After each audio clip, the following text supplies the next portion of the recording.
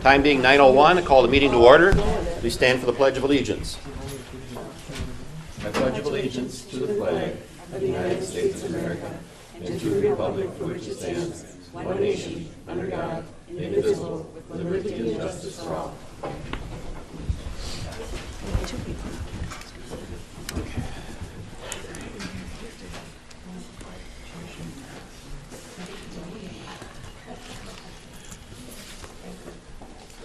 Need a motion to approve the agenda. Any comments or complaints about the agenda as presented? So moved. Second. Motion made, seconded. Any discussion?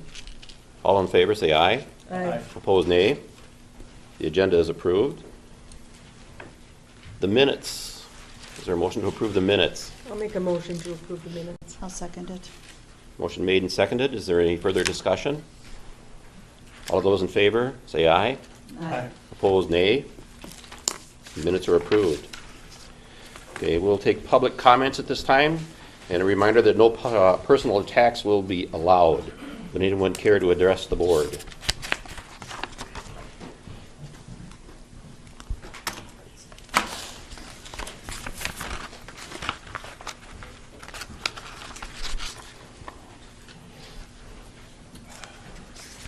Michael Fields, Winnebago Township. Mr. Yant, have you advised the Planning Commission or Environmental Services concerning the county's interpretation of Minnesota Statute 394.36? Have you advised them about that? State law? Direct him that it's a public. Yeah. Okay, so if you did, and I'd like my commissioner to find out, I would appreciate seeing the legal justification for whatever it was you told them. If you were not the county commissioner that Dan Griffin said had approved everything, then he must have been talking about Jamie Hamill, who had to recuse herself from mining issues due to the conflict of interest. So whatever, you could take that advice with a huge grain of salt. During last week's Planning Commission meeting, Planning Director Bob Scanlon tried to explain that so-called grandfathered mines are allowed because they're registered mines. However, the word registered doesn't appear anywhere in the mineral extraction section of the ordinance. And your land use attorney, Jay Squires, says non-conforming mines are sometimes called grandfathered and sometimes called registered. So essentially, Bob was saying that grandfathered mines are allowed because they're grandfathered. Dan Griffin kept saying during that meeting that sand is sand. But if that were true, silica sand wouldn't have a separate classification under the North American Industry Classification System. Also, sandbox sand can't give you silicosis. It's hard to see how effective decisions can be made if this is the kind of advice that you're getting. During his legal review about 2 years ago, Mr. Squires said the idea of a grandfathered mine, like the Skyline mine next to my farm, is incorrect. You can watch him explain that on the video link I sent to you this morning. The non-conforming mine section of this ordinance essentially announces an intention to violate state law. Commissioner Walter, you recently told the Argus that your priorities include Want to wrap it up, Mike, please? against large-scale industrial mining. I have timed this, excuse me, Commissioner. You must have started the clock when I got out of my seat. And you Anyway. got to the vote. Wrap it up, please. Protecting against large-scale industrial mining and getting a handle on non-conforming mines. Please reject the Planning Commission's recommendation and insist on returning to the current ordinance with language prohibiting the mining of silica sand for purposes other than construction or agriculture. Thank you.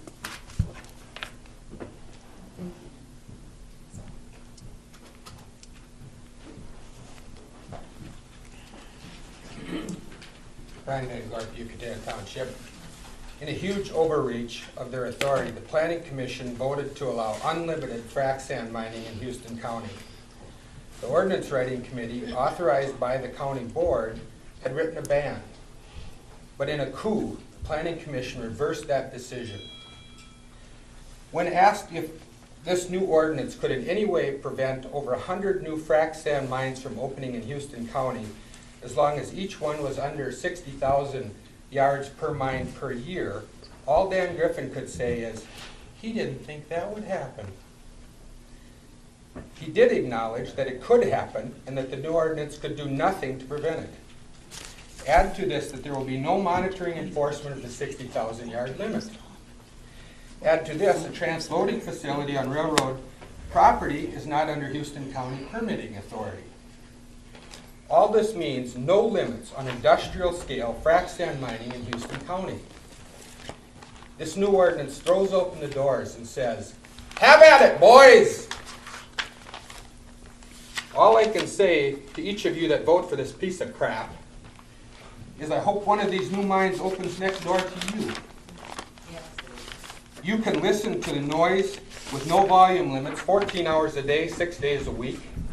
You can breathe the air with no monitoring for toxic particles. You can drink the water. By the way, they can mine within 10 feet of your aquifer. You can deal with the traffic every time you go to work or bring your child to school. You can drive on the crumbling roads. You can lose half your property value. You can watch your neighborhood fight. You can experience the damage to your well or foundation from the blasting.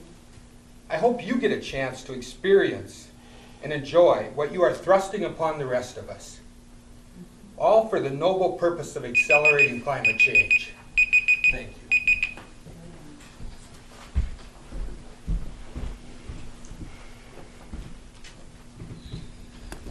Good morning, Commissioners. My name is Bruce Keeble from Caledonia. Being a human like the rest of you, I think we've all had a dream once in a while. I had a dream last night. When I awoke, something was missing in my life. The dream had a juggler throwing objects into the air. One of the objects was a declaration by the board to create a frac sand ordinance writing committee. The second object was the first draft. The third was the revised draft. And the fourth was the most recent amended revised draft as fashioned by the Planning and Zoning Commission majority last Thursday. As that fourth object was launched into the air, it collided with the third. No, as the fourth object was launched into the air, it collided with the third object and knocked that revised draft out of the sequence and caused a fumbling of the entire celebrated show. I felt dismayed. And then I awoke. And scattered about my comforter was shredded paper. I immediately thought I had missed a celebration. Was that confetti blanketing my comforter? Sadly, no. It was the shredded remnants of good intentions.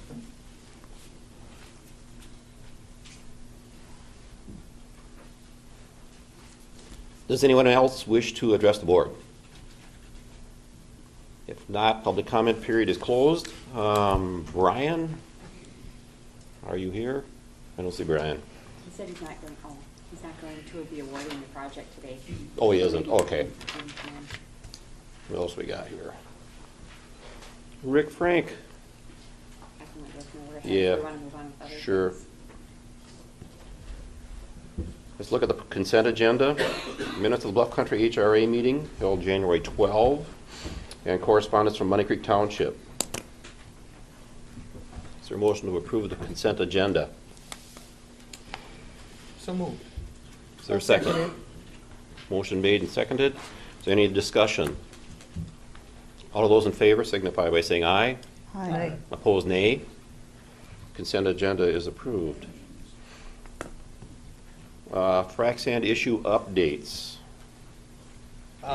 Real quick, one suggestion, leaving the unfinished for last, only because we'll have some more discussion items Sure, later on. okay. Has everyone looked at the claims? Yeah, they all came through. Here you go. We could do that. Okay. Gets here. Is there a motion to approve the claims, human services and license center disbursements? Motion to approve. Judy? I'll second it. Second by Dana. Any discussion? All those in favor, aye. Aye. Opposed, nay. Motion carries. Approved credit card application for Travis Lapham. Motion to approve Travis's credit card. Second. Made and seconded. Any discussion? All of those in favor, aye. Aye. Opposed, nay. Motion carries. And airport lot lease agreement, I think that's from Brian.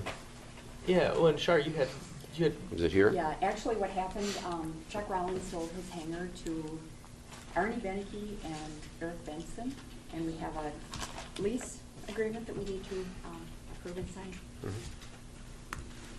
Do we need motions on this? We do. Motion to approve the lot lease agreement. Is there a second? I'll second. Motion made and seconded, and that's the same as all the other lease agreements, basically. pretty much. Any discussion? All of those in favor, say aye. Aye. Opposed, nay. Motion is carried.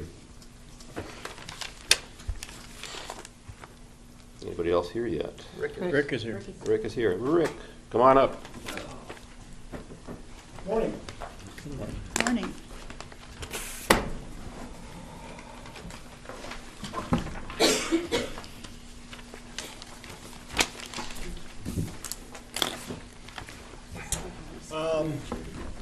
I sent the agenda request into the board there. I've got a few things that we need to probably do here.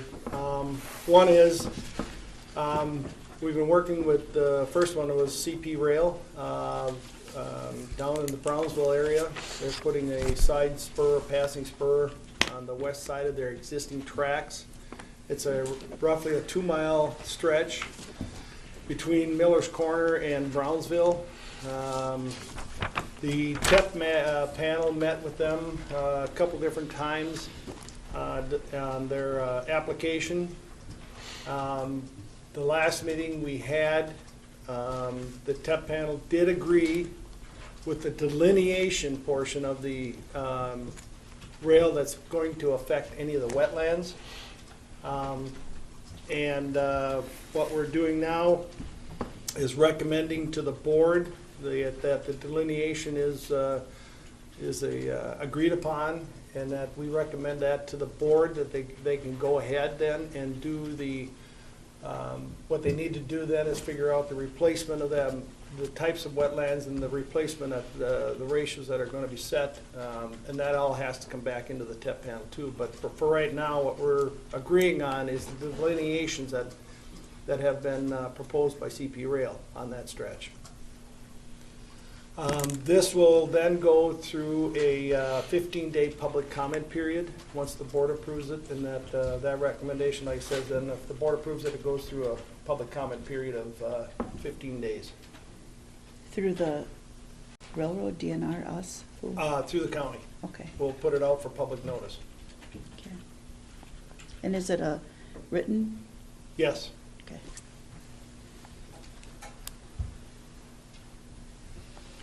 So you need a motion to go forward with this? Yes. I'll make that motion. Motion by Judy. Is there a second? I'll second it. Second by Teresa. Any further discussion? So basically, this is just to go out for public hearing is all you're needing right now. Well, what you're doing is actually approving the TEP panel's recommendation that the delineations are proper along that, and they've identified the wetland areas. Yep.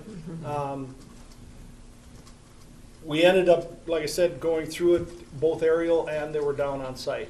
And there's roughly about total, maybe about an acre of different types of wetlands that will be affected along that whole stretch that need to be.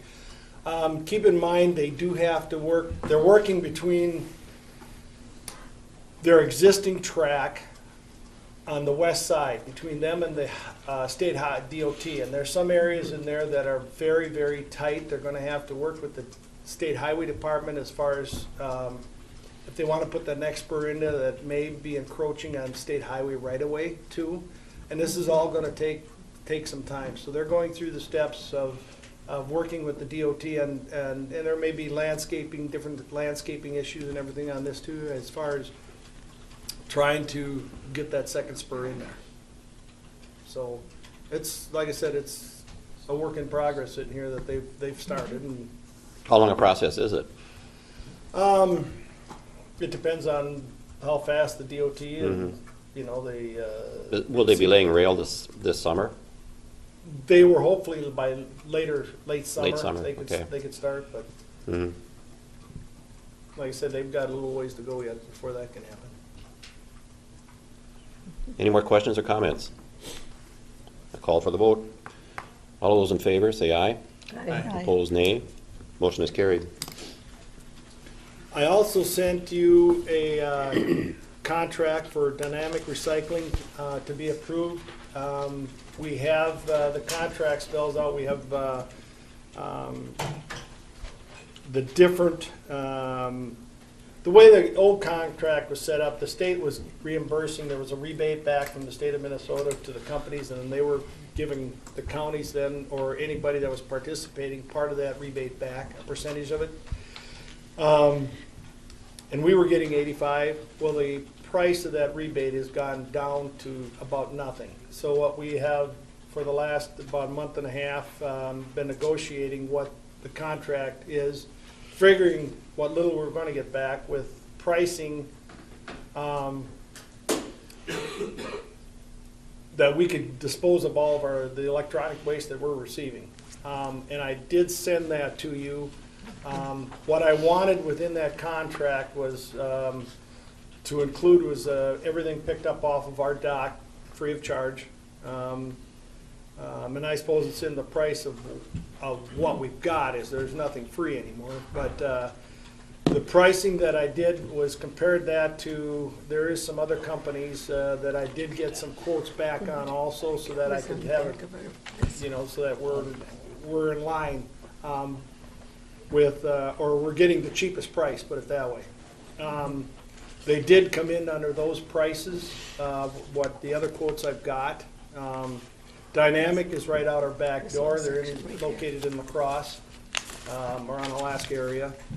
And like I said, we have been doing business with them this last year. I have, as far as service, I've got no complaints on them. You call them, we do get everything scheduled. They're right on the dock at the proper time. Like I said, at this point, I guess it's my recommendation, given the price we got and stuff. Also within that price list, there's, you'll see there's 5 companies that are now stepping up to the plate that are actually paying the county's disposal for their material. So we basically have to separate it, and it goes off and boxes are marked free disposal for those companies. And then the rest of it, we end up having to pay based on those prices that you got.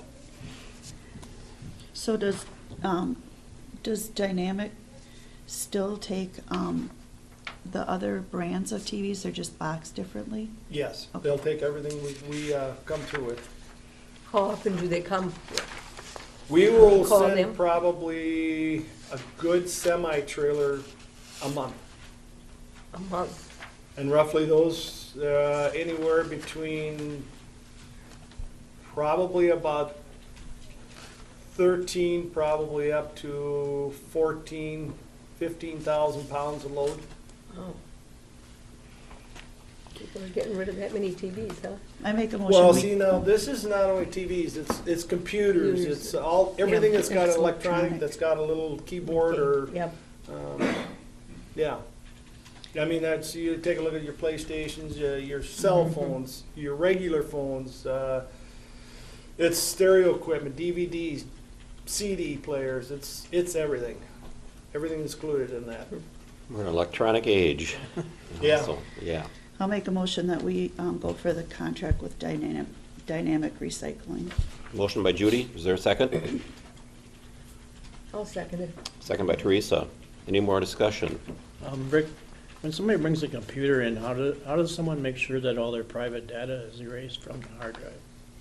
Is that the customer's responsibility, or does the company do something? Well, the company makes sure that those hard drives, yeah, we're assured by it that they will Because not. I have a few computers too, but you always worry about what's Yeah, on. Social security number, credit card number. right. Yeah. But So is there a way to erase that? I'd probably up to the individual, because when we take them in, they're stored in a box, and from there, the companies assure us that it will not happen. I ain't gonna say, anything, but That's the reason why I've been holding on to a couple of computers. It's just, I've never, I guess I've never been contacted back that it's a problem. What you should do is just take the hard drive out and destroy it, okay. smash it. That's what Andy does, I think, here with ours. Is they Just, literally take the hard drives out and destroy. if I knew what it looked like, I would. Probably a lot of us in that category, Dana. Is there any more discussion? All of those in favor of the contract, say aye. Aye. Opposed, nay. Motion carries. The other thing I brought up in front of the Public Works Committee today is, December is, my semi-trailers are they get certified. What happened is I had one semi-trailer, in order to put it back on the road would cost us about the price of another semi-trailer, or not quite, but come close. And the trailer, we get them, they're used. So I have the trailer, the semi-trailer, these trailers are loaded, they're sitting at the drop site, and the tires that we get in, and Caledonia being probably the biggest site we've got, as far as volume coming in on tires, the back rails and where the doors are are all rusted out. The doors are, we've got a tough time getting them locked, and there is different framework rails all the way through it that are getting fairly rusted. He just said, and the time we put the brakes in, both brakes need to be replaced, and a tire on one, he said, it's my call to, and I thought, well, going through all that, and I had Highway look at it, we're probably better off just getting rid of it and get something that's DOT certified to put back, because it'd take quite a bit to put that rails in where the doors are. That's all got to be taken out and put all new back and doors and everything put back, and it wasn't worth it. I didn't know it at the time when budgets were put in August, so I did some checking, and I had working with Tom Mulling, calling around. There is some trailers out in Albert Lee right now that are that we could possibly get. They're looking somewhere between that 10 to 15,000. Like I said, I don't have it in the budget. That I would need to have a budget amendment on this in order to go ahead and purchase it if possible.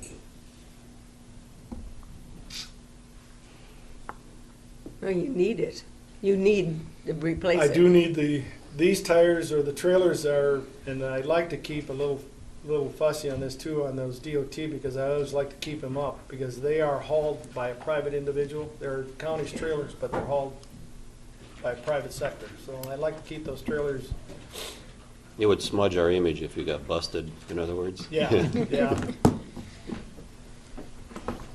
So you would do a budget amendment and take it from another line item, basically, and move things around? I Or- don't have that kind of money. Probably fund balance Yeah. is where it would come from.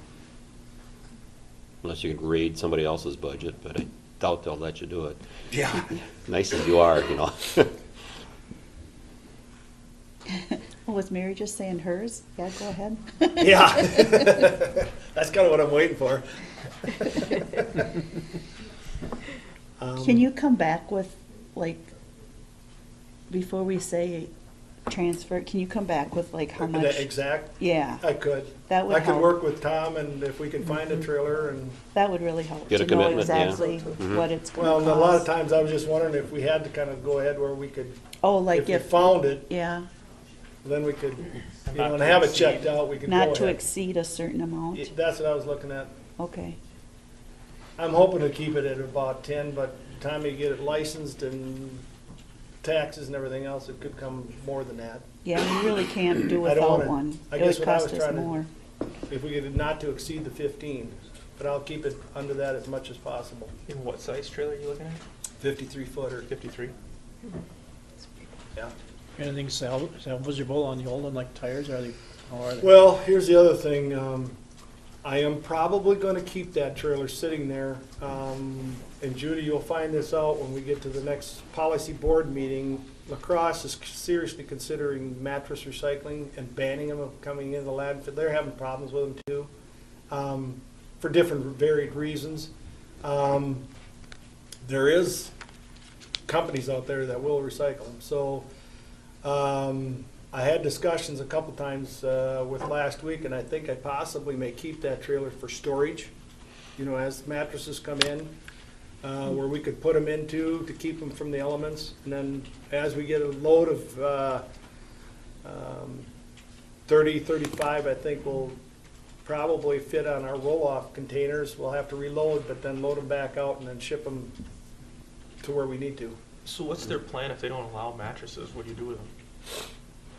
Well, I had discussions with the company last Friday on, that's located in La Crosse, that will take them. Problem is, they're about $15 a pop, and we'd have that plus transportation stuck into them. So We're taking them in for free from our, it's part It's of, all yeah, part of our, our yeah. household fee, and I'll No have extra to take charge. a look at that.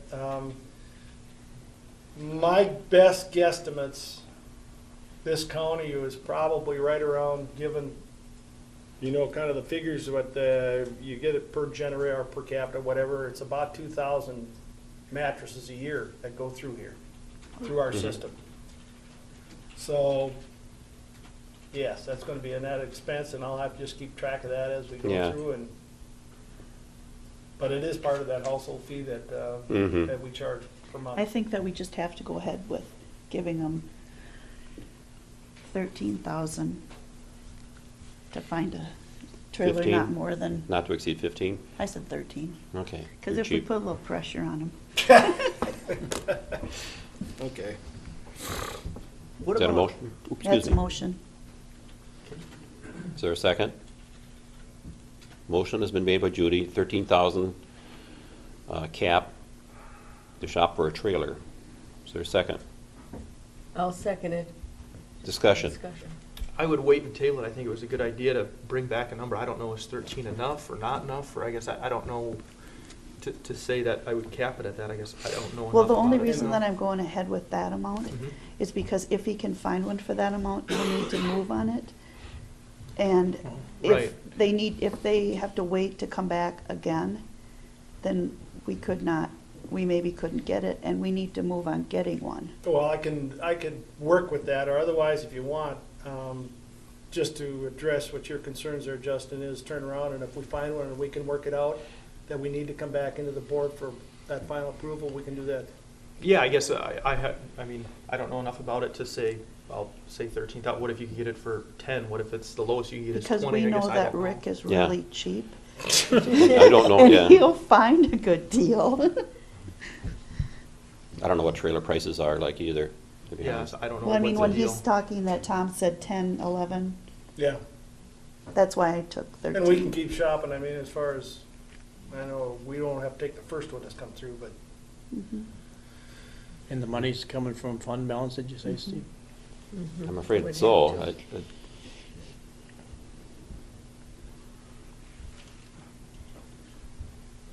Let's see, we have a motion by Judy. Was there, let's see. Teresa seconded. Teresa seconded. Any further discussion or questions? All of those in favor, say aye. Aye. Aye. Opposed, nay. Nay. Motion carries. thank you. Rick, real quick, egg bag. I know that was a big issue for a while. Is there any solutions to that whole problem at the drop sites with all the egg bag stuff? We have a solution, but we don't have the money. Oh, to get a shredder, you mean? Yeah. It's still on the policy boards and La Crosse County's agendas. We do discuss that every time we meet. We did have a test run of mixing egg bag with wood product, Mhm. pallets, branches, that sort of stuff. They let it sit for a required period of 30 days. We had the rain and everything on it, good elements on it, and then they shipped it over to Excel. Loved it. They had no problems with it. Burned just fine, mixed up. And it's something that we can do. It's an option, but it's also, those machines are probably 750 to, could be more. What was it? I thought, wasn't the big problem getting them just shredded up that they were wrapping up, or was it the actual burning of them? No, shredding is what, Shredding it, yeah. yeah. As long as you, as long as you keep mixing them with the wood waste, it was not a problem. That machine, we had a big enough machine the second time. The first time, we ran it about a year, maybe a year and a half ago, the machine was not big enough. Oh, This time they brought one in that was adequate size, and it did a very nice job. And the little shreds of plastic came out like this. cool. So it is an option, but Too costly right now. yeah. Is there any talk about, you've got the places that end up with the waste, any talk of doing a regional thing or something that, That's what we were gonna try to do. The other option is companies that are out there are located so far away from us that to recycle them, I think the closest might be down like St. Louis. oh, Problem is the bales and stuff you get to get light, it's transportation will kill you too. Oh, yeah. I mean, Mhm. and how do you make that feasible for the locals, to bring it in? It gets expensive too, and that's what you're working with. mhm. So it's, like I said, it's on the radar screen. We keep looking at it. It's addressed every meeting. Every and, single meeting. Teresa, you Yep. can probably, that Every meeting discussion's we there. discuss it. We're not the only county with that problem. La Crosse has got it, Buffalo, Trempealeau, they're all, and that's why I say if we get something regionally, and that's where La Crosse steps in, that, within that system there, would benefit all of us, really. And we could go out beyond that. I mean, if there was a lot of customers sitting there with, we talked about Vernon County even, and Winona County on this side, yeah, of doing something. Sure. So. The other thing is, what I had was 3 bids. we got the recycling. Now, this is to the drop sites. We take in rural recycling on every drop site. We take in a rigid, which is your plastics, glass, aluminum, tin, and then also we take in a fibered, which is basically your newsprint and newspaper, magazines. In the past, we had a contract the last 3 years with Hilltoppers out of on Alaska. It was based on the bid was that the paper market was good. It was what we did was basically set the rate where they could bid, or they bid it to process both commodities, the rigid and the plastic, but then also we were reimbursed back by the high side yellow sheet out of Chicago for fibered material to offset our costs. When we first started doing this about 6 years ago, we were getting reimbursed back for everything, actually taking out all the processing, their costs out, we were still making money back to cover our transportation over. The last couple of years, the paper market has went down, so it's not covering our total cost, but it actually puts a good dent into the processing of both materials. That bid came up, ended in December of last year, and what we're doing is bidding out now for another 3 years. And that's, we put it out for proposals, sent it out to 4 different companies that showed interest in it, and we got 3 back.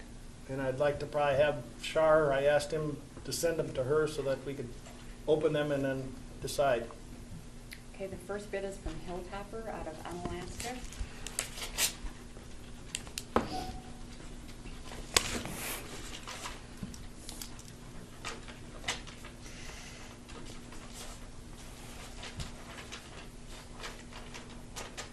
Mixed papers, $30. Commingled recyclables, $30 per ton. Richard Sanitation, mixed papers, $30. Commingled recyclables, $35.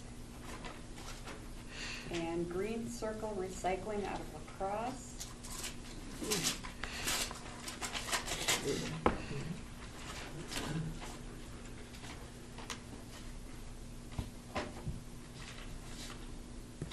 Mixed papers, $25 a ton. Commingled, $15 per ton. So Green Circle Recycling from La Crosse would be your low bid. Is this a new company? This is owned by Gary Harder. Oh, okay. They do have, I've looked at the facility, they do have a mechanical, it's all done mechanically. Matt's here today too. Pardon? Matt's here today. Oh, I've got some flyers if you want me to just. Sure, come on up. Help me to explain it. Yeah, absolutely. Well, actually, I'll just kind of touch base on the previous discussion about electronics too. That Dynamic Recycling is a sister company of Harders and Green Circle as well. And so we deal with, under common ownership, so we deal with them. For secure destruction of the electronics, they are certified to DOT or DOD specifications. And NAID, National Association of Information Destruction, is the company that regulates all your secure document shredders, the mobile trucks that come around. So they operate under those same standards and even higher to the Department of Defense. So basically, once the truck takes possession of the material and signs a bill of lading and leaves, from there you can be assured that it's secure, goes into a facility that's got alarms. They're next door to us, we hear them going off all the time. Everyone's got to wear badges when they come in so that all their employees and transporters go through certification and training to make sure that's all secure. So, and actually, Rick, if you look through your, when you get your bill, there should be a full sheet on there explaining the information destruction process, and it's sealed by the company president. Probably goes to the billing clerk, but every time they send out a bill, it should have that certification on it. Anyway, to the recycling here. So we primarily we take in mostly single stream recycling. So you guys are on a dual stream system, whereas as Rick said, the paper is separate from the cans and bottles and such. And we can certainly accommodate that as well. As Rick came in, we kind of looked over the facility and showed him it would just basically get dumped in the same area, tipping floor, as we receive the single stream. But we are capable, and I put in an option in there as well to receive single stream material. It's the same rate as a commingle, $15 per ton. So that may be something for you to consider in the future. But absolutely, we are open for tours anytime to the public. Anyone, walk-ins are welcome. If you happen to be in the area, we're right by the Quick Trip complex in North Lacrosse Industrial Park. So even if you're just driving by and want to stop on in, whoever the supervisor on duty is, I'll meet you up by the receptionist and come take you for a tour, or if you want to schedule one. We do group tours as well. So it's kind of a new thing. We did just start operating June of last year. We're taking in our biggest suppliers are the City of La Crosse and City of Onalaska, as they just went to single stream recycling here at the first of the year, and actually last year, 2014. So yeah, kind of a new company, but we're up and going. We actually just brought in a load from Monroe County this morning and last week, so we're doing some test runs with them, and hopefully we'll be pulling in their material as well, but as we are right now on some test runs. So if you guys got any questions, I did leave a card there. Sure. To Rick, feel free to give me a call anytime, but we look forward to doing business with you if you so choose. Thank you, Matt. Thanks, Matt. Matt, your card thing is on the counter. Oh, thank you. You got one on the floor too, Matt. Oh, geez, I'm cleaning stuff all over. That's all right, I've been recycled.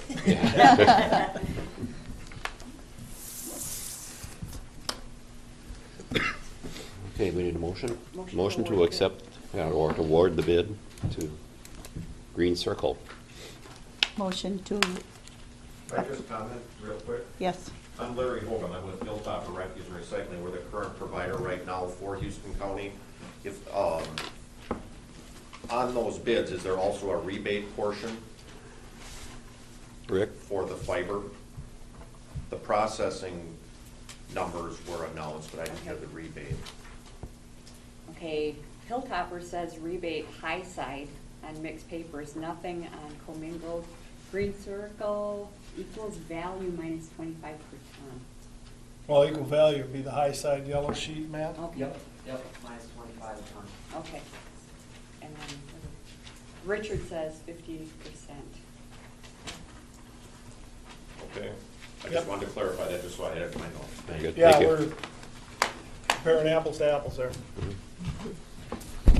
Motion to approve Green Cycle as the recycling, Green Circle. Green Circle. I'll second. Motion made and seconded. Is there any further discussion? If not, all those in favor say aye. Aye. Opposed, nay. Motion is carried to approve Green Circle. Anything else there, Rick? Thanks for your bids.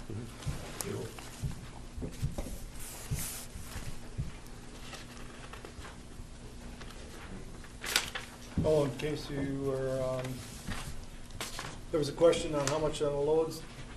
These are the, I just had them go back, and this is the, kind of the tonnages which we send up every load that goes through, and you can see the dates that we send them to. If you'd like to take a quick look. That's on electronic waste. Just a note too, we've been very happy with Hilltoppers over the last 3 years. I haven't heard any complaints, No, so. otherwise that's all I have got. Okay, very good. Thanks, Rick. And Bob Scanlon, you're up.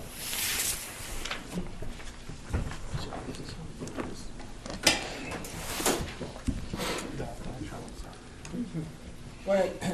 I was just going to report on the public hearing that was held last Thursday to discuss the amended changes to the Section 27 Mineral Extraction Ordinance of the Houston County Zoning Ordinance. And the public hearing was held last Thursday, as I said. After some discussion and going through that amendment, there was a few minor changes that were discussed, and recommended approval of that amendment to bring forward to the Houston County Board here for final approval. That amendment will be looked at by the county attorney, and he's going to put together some findings for you to review too prior to any further public hearing that you may be holding at this level. So, once again, the Planning Commission recommended approval of that amendment. So our step is to set up a time for the public hearing for the Board of Commissioners, right? Yep. And we don't have anything currently set, do we? Just mere talk right 17th, now? I think we had the Yeah, there's 17th. Well, the preliminary, February. yeah, preliminary Nothing was set in this, stone. yeah. Right. Yeah, preliminary. But what we need from the board in order to proceed with the 17th is probably that approval to proceed with advertising. Once we get the draft cleaned up and we can have the county attorney take a look at that and everything's up for, it looks good, we'll put that on the website then. Can we push that back a week? You mean like the 10th or the 24th? Yeah, the 24th, that Tuesday instead of the 17th. You have to be careful because we're gonna have to have enough time before the, I believe it's the March 3rd meeting, we have to make a decision, we have to have time to, if it's 10 days, we have to have 10 days to propose that you're going to enact a new ordinance and that the moratorium is going to terminate, and so we're running into the timelines there, What statute is it, do you know offhand? which for the, Well, with the 10-day thing? the 10 days, I can't pull it off, it's 359 359? point something. That's what I know. So you're recommending we stick with the 17th? Do you have something more than that? Oh, possibly.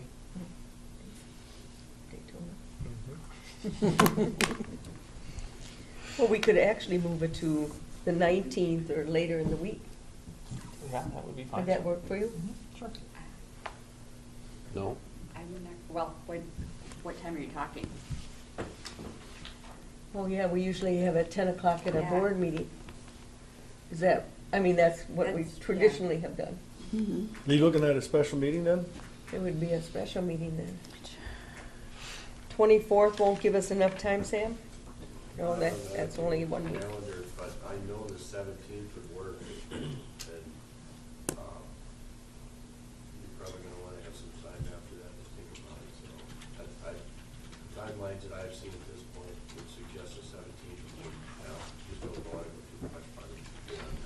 If it has to be, it has to be. If it needs to be a special meeting, I guess that's the only question is, does it have to be that day, or could it be Thursday at 10 o'clock? I mean, that was more or less the question is, does it have to be that Tuesday?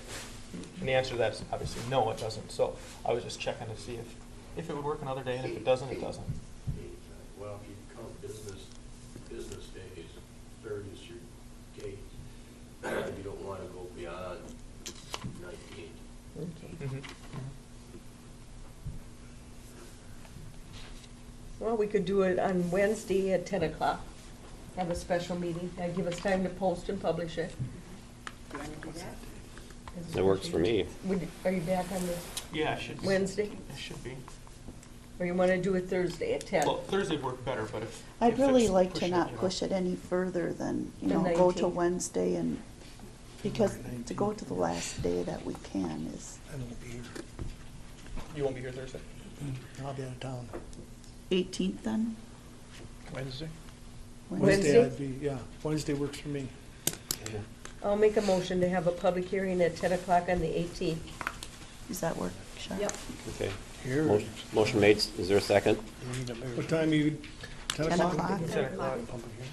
In, are you thinking here, or you want to go down in the Justice Center? You think This would is a be big pretty enough? good size room. Yeah, I think here is good. Okay. Have a motion, is there a second? I thought Judy seconded it. Never mind, sorry. I'll Putting second words it. in your mouth there. Okay. Apologize. I wasn't listening, okay. Motion made and seconded, is there any further discussion? All those in favor, say aye. Aye. Opposed, nay.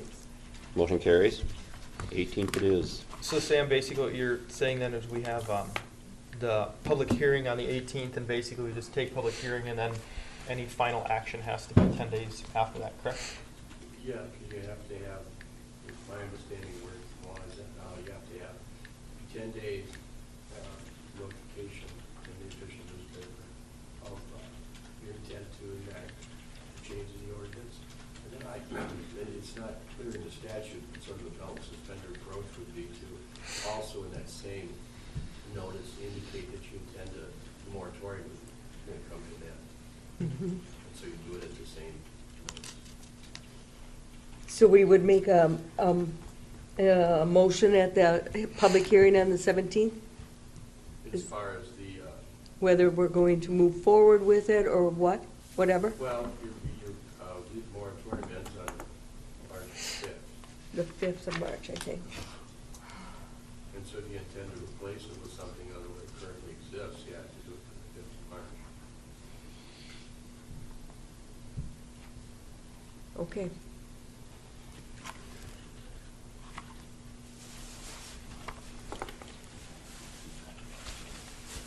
Okay. I think we're done. Can we vote on that? Did we? No. Okay, I'm sorry. Motion made and seconded. Any further discussion? All of those in favor say aye. Aye. Opposed, nay. Motion carries. Thank you. Bob, before you leave, do we have to do anything on that other part of the public hearing last week with the floodway or whatever it was? Yeah, that'll be coming in Next week? next week. Okay.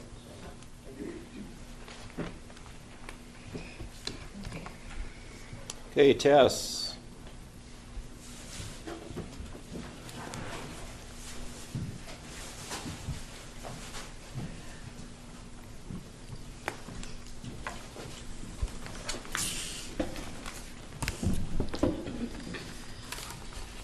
Good morning, Commissioners. Good morning. And we have some, Hey, bring that one. and we have some very pleasant news to bring to you this morning. We have Public Health and Human Services here. Let's start with Public Health. At this time, we're, as you may know, we have an opening for a public health nurse. We have had a pool of applicants. We interviewed 2 highly competitive persons. And at this time, it was a very difficult decision for the department, but at this time we're recommending the hire of Ann Sheets as a probationary public health nurse. It's a C42 banding at a step 1 with a wage of $25.66 an hour, effective February 2015. That, of course, in the motion would be conditioned upon successful completion of the background check. And would you like to say a couple of comments about Ms. Sheets? Sure. Well, it was a difficult decision because we had really an excellent candidate pool. She is a BSN with just really the perfect kind of experience and expertise that we're looking for in our department. She actually comes with some additional training in wound and ostomy certification, which is something that we certainly can use with our home care staffing, so she will be able to help us with some training, and we're just really delighted. What does she specialize in? I'm sorry. Pardon? What did you say she specializes? She specializes in wound and ostomy. Okay, all right, that's not what I thought you said. No, Okay. Yeah, yeah, but, you know, I think she'll be just awesome. She'll fit in well. Seems like a very positive person. Her reference checks were really stellar, as was the other candidates, but nonetheless, we did land on Ann, and I think she'll be really a welcome addition to our staff. Make a motion to approve Ann's Sheets? sheets as the public health nurse, pending her background check, right? Right, it's all there. Is there a second? I'll second it. Motion made and seconded. Is there further discussion?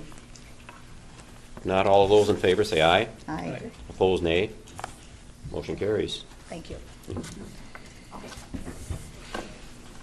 And next, we have Human Services. At this time, just to remind you, we had a hire not too long ago, Melissa Jordan, as a Case Aid 1. She has now successfully completed her probationary period, and so we're recommending changing her employment status of a Case Aid 1, which is a B-22, from probationary to regular status effective January 28th, 2015. And her supervisor is here to speak in that regard. Melissa started with us right as we were going live with EDMS, and it was a system she's worked in previously. So that was a really nice transition for us, and she's just really fit in. She's picked up and gained a lot of knowledge in the last 6 months, and she's a good fit with the team. So we're very excited to have her become a regular employee here. So we're looking for a motion. Do I hear a motion? I'll make You a can see motion. she's really good. It's like, well, I It's figure okay. like I'm doing it all the time. Okay, I'll make a motion to. Motion by Judy. Second. Second by Dana. Any further discussion? All those in favor say aye. Aye. Aye. Opposed, nay. Motion carries. Wasn't a reflection on her at all. Thank you. I was going to tease you by saying, well, I've never seen you folks be lost for words before. You might have to come with me. Thanks a lot.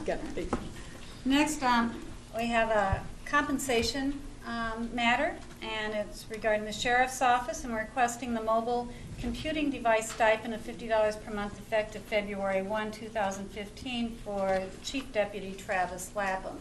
I've reviewed, this comes with the recommendation of the sheriff. I've reviewed the policy. It meets all criteria that are set forth in the policy. Make a motion to approve that. I was all set to make the motion. Motion by Judy, second by I'll second it. Teresa. Any further discussion? All those in favor say aye. Aye. Opposed, nay. Motion carries. And I'll just add, in the event you're interested, that is included in the budget already. That was set in 2014 for 2015, as it's carried forward. Okay, and just a couple of quick information items. I'll be very brief. Just a reminder that we have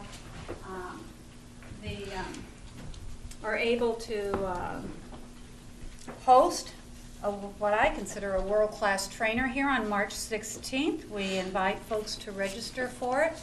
This is through Southeast Service Cooperative. We're hosting in the morning of March 16th. You can register on site on the Southeast Service Cooperative site there. The trainer is going to be Rick Olson. He's nationally known as a customer service expert. He's an author, professional speaker, and his clients include Disney, Marriott, Red Cross, Pacific Life, it lists UPS, IBM, 3M, USDA, American Banking Association. So we're very excited. The reason this is a benefit to the county is because it really cuts our cost. Yes, we have the regular fee of $75 per applicant because we are a member of the SSC, but we don't have any travel time, and we have minimal downtime for our staff who will be attending. It's also open to other agencies, both public and private. So mark that one on your calendar. I hope it's going to be in the EOC. I really hope it's a success that we do have a number of applicants, because it would be nice to be able to bring training opportunities to this region of the state and down here and host those. And lastly, what is not on your agenda, but I do want to mention because I've got all the numbers ready and we do need to file this report this month, is the Houston County Pay Equity Report. Our pay equity report is a report that compares women's salaries in the counties to men's salaries in the county. It looks at average salary per class based on our banding and the points that are assigned to that, as well as how many years it takes to get to the target or maximum salary. And we have very good news to report. Our underpayment ratio does not reflect an underpayment at all. In fact, you have to have 80% of 100% to pass, and we're at the 126% mark. So by all measures, we're doing extremely well. Tess, real quick, define that. So that was a pay equity for women getting paid as much as men, right? The study was initiated several years ago by the state. It's mandated by at the state level. We have to file it, I believe, every so I'm every just 3 years on the questioning, so at proceeding. 126%, does it mean that equality has reversed in Houston County? Well, this year's report, previous years, we've been at 92, 94%. Right. So Okay. this year, because of some of the pay grid changes in union contracts and things like that, we have reversed that trend, yes. Okay. And also, what makes a difference is you look at the women in the workforce, and in classes that are considered point-wise significantly comparable to men in the workforce. And so now we have some women moving up into, say, we have more female supervisors than we used to have and things like that. So we used to have quite a challenge because we had some very male-dominated job classes, and now they're a little bit more mixed up, so we have more of a balance between them. So to look at the straight number is somewhat misleading, but we do know we don't want to be around the 80%, or even, in my opinion, the 90%. But there's a lot that goes into the statistical analysis. So this will be posted. We're required to post it, and we will do so. It needs to be accepted by the board, and before I can hit the submit button, I need to know that the board we've met and discussed it, and then the board chair would sign acknowledgement of it. The statistics is, I can't claim credit for the statistics. It's a pack. I have to just do the payroll calculations and the calculations to get to target, and they have the stats all automated on the website. So I will present that on. Is there some kind of a report that we get that we can look at? Well, the final report by them is generated after we submit it. After you submit, okay. I do have a copy of the statistics. Which would probably just fly right by. Well, on the pay ratio, I can bring this up to you. And I've highlighted things to look at so you can verify the number on the 126 on the ratio there.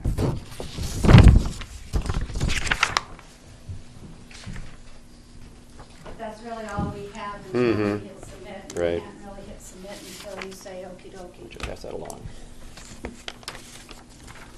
Okey dokey, you say? Okie dokie. So this will be submitted to the state. Do you need a motion to do that, or it just automatically goes? Board approval? Just a second.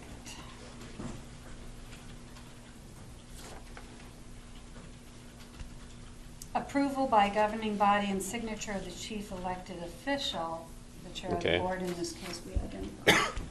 Okay. So a motion would be in order. Yes. Somebody want to make the motion? I'll make a motion to approve the statistics to be presented to the state. Teresa? Second. Second by Justin. Any further discussion? All those in favor say aye. Aye. Opposed, nay. Motion is carried. Thank you. You're welcome. Thank you. Okay. Steve, if you'd stop my time in the office. Sure, will do. Thank you. Okay, so no Brian. Okay, now unfinished business. Frac sand issue updates. Got anything, Justin? Well, we kind of covered, I was going to say there might be some debate as far as times for scheduling up the public hearing, which we covered Yeah. when Rick was here. and Okay, sounds got that good. going, so. I guess I don't have anything either. Highway department? Nothing I yet. haven't heard from Brian, have you? No, I haven't. Waiting to hear back. Historic jail, I don't think there's anything fresh there also. Nothing new. Commissioner reports. Comments. Dana, what have you got?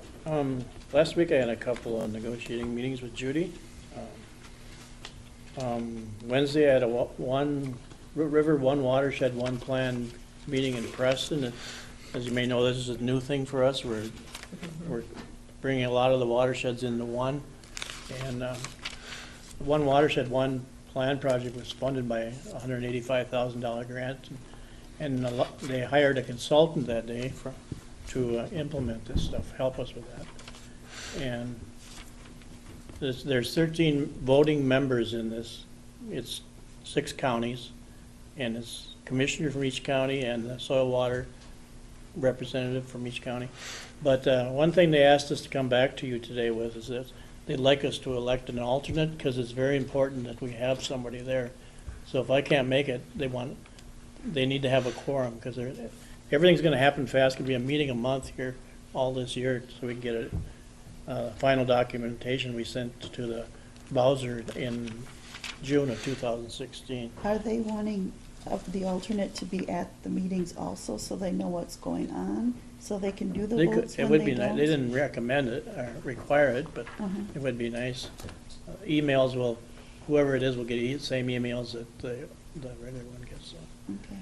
But they really feel that they want somebody. They don't want to be without a quorum. And all the meetings will probably be held in Preston. They're still talking about if it'll be a day meetings and night meetings. In March, they're having a public kickoff for the public to let people come and ask questions about what it's going to be like. And that'll come from our consultant. So, but that's what I'm here. I'm asking for if you'd like to. Okay, when are the meetings? There was usually on a Wednesday. They're trying to. It was Wednesday this time, but they're trying to get an opinion from everybody. They're using some kind of a email survey to find out what's working for everybody. Right now, we don't know when the next meeting will be. The Thursday. During the day, evenings? Yeah, or? both. Okay. Oh, both. The public kickoff one will be. I know that one is going to be a day one and a night one on the same day, so you can just stay there. And I'm planning on making as much money as I can, but. Or which would be a lot. But we should assign an alternate in the event. In case you can't. In case I can't make it, unless I have a conflict. I could probably sub in for you. You Easily enough. can ride down with one of the soil water people. to Preston, Okay, sounds good. If you have to go. Okay. So You you'll be wanna the let- representative. I'll tell. Yeah, I'll let tell them know. I'll tell them. Give them your email. Okay, sounds good. Thank you. Mhm. And then I also attended the Thursday night planning and zoning meeting. Ordinance review? I guess you were all there, so I don't need to tell you. Yeah, we saw you. You were there. Yeah, you saw I was there? Yeah, Huh. you were there. Teresa? I was just at the public hearing last Okay. Thursday. Justin? Yeah, so I was at the public hearing with everybody else last week. That was pretty much the only meeting that I had. As far as comments, I just wanted to bring up too, just to make the board aware that I guess I've got some concerns that part of the process with this ordinance isn't being followed as the intent of the board. What do I mean by that? The board had voted to have an ordinance writing committee to come up with a lot of the suggestions to be brought up for the public hearings. However, there's been a few meetings that were held in offices here with 4 individuals that I think some of the decisions were made without the committee being present. I had received a few phone calls from Dan Griffin, the head of the Planning and Zoning Committee, and he had mentioned to me a few times that we had talked about this, and I don't know who we was because we didn't have any meetings. So I'm a little bit concerned that the process isn't being followed and people are pushing some of these things through on their own personal agendas and not through the committee how it was proposed to be. And also I'm a little bit concerned too that we've had a few of the people on the Planning Commission try to overpower or threaten or bully or whatever you want to call it to a commissioner that I don't think is very appropriate, kind of overstepping their bounds and being insubordinate. And I'm a little bit concerned why this behavior is taking place, that people are telling commissioners to shut their mouth or be quiet or don't stir the pot, and comments like that when the commissioner is really the only people that are supposed to be representing the people and have the authority to be representing the people, that people on the committee would be, or on the Planning Commission would be telling them to stay quiet. So I guess I just wanted to bring that up so that the board was aware of some of the background discussions and talks that have been taking place and how we got to where we are, so that moving forward, when we bring this up to public comment and eventually have to vote on it, that this is in the back of your head, that the committee was not 100% in agreement or made aware of some of the things that were pushed through. So just wanted to let everybody know that that's what's been taking place. So are you saying the study committee or the planning and zoning? In which regards? Have been meeting or something? Yeah, that's what I'm saying, is that, the study committee was supposed to be meeting on a lot of this stuff and or on all of this and bringing forward a document. And there was one instance in particular when I walked in and there was 4 individuals in an office with the door closed, and we come in and they're working on the ordinance, which, it seems not quite as transparent as I'd like it to be, that after that meeting I get a phone call. And the phone call was, well, we decided we'd like to put this in, or we decided we'd like to take this out. But I don't know who we is, because we did not have a study committee that was appointed by the board. So the study committee wasn't made aware of that. I know of several people that were on the committee that weren't aware of certain meetings to take place or information that was out. At the public hearing comment, there's a lot of things that were said that, so, well, the committee said this, or the committee, which wasn't entirely accurate. So I just wanted to put that out there to the board, that just be aware that it's not 100% consensus on a lot of this, and some of it wasn't made aware until the last minute. So, and it does kind of bother me that you'd have individuals coming to a commissioner telling them to watch what they say, or don't bring it up, or don't, they have every right to bring something up if it's concerning to them. So the fact that they would start trying to push that around is a little bit concerning. So not that we need to make any action on it or anything, but I just wanted to bring it up to make the board aware that that's some of the background stuff that's been going on. And I personally believe in transparency and nothing to hide, so I question why others would try to do that. So more or less just bring it up for an FYI. So anyway. That's enough. Judy. I had negotiations, and I was also at the planning and zoning. And I guess I don't totally understand what and Teresa looks puzzled by what you're saying, so I'm like, I don't really understand where you're coming from. Sure. What part are you confused about? I can go into more detail. Well, you were on the study group. Yep. So you guys are putting the information together as a study group, correct? Yep. Yep. And so was it between the study group and the actual hearing? Yep. So what you guys agreed at the study group was not what we heard at the public hearing? No. What I'm saying is there was decisions made without the study group being there to why things should be in or not put in. And that's what's concerning. And like I said, there was a time where there was 4 individuals that are in one of the offices here with one of the head of the department, discussing things with shut doors and looking through that, and then all of a sudden I get a phone call later that day saying, we discussed this and we think this is going through, but that wasn't the study committee. It was the study committee that was supposed to be appointed to go through this, not 4 individuals on their own time. So I have concerns with that there has been a few people that have taken this upon themselves to write, persuade, or influence. But that was not the intent of the board. That was not the board's directive. And I question why those meetings were taking place without the full committee being present. So but that's what they discussed, did it come to your no, study group? That did not. We did not have a study group meeting. we had our study group meeting, and then that took place, and then the public hearing. And there was 2 other phone calls that I had received too that, you know, well, we'll talk about this, or I'll talk to so-and-so, and then all of a sudden, well, they think this, they think, you know, so there's in here now as a board, we've got to be aware of open meeting laws.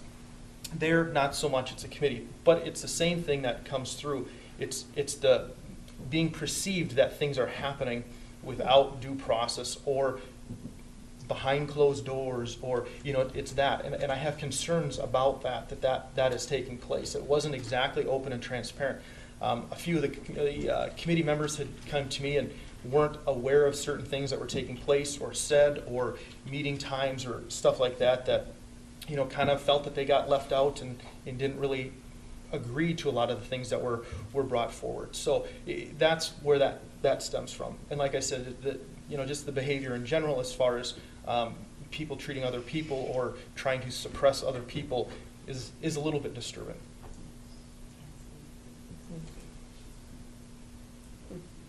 Finished, Judy? Yeah. Okay. And I just, all I had was the public ordinance review meeting that we had.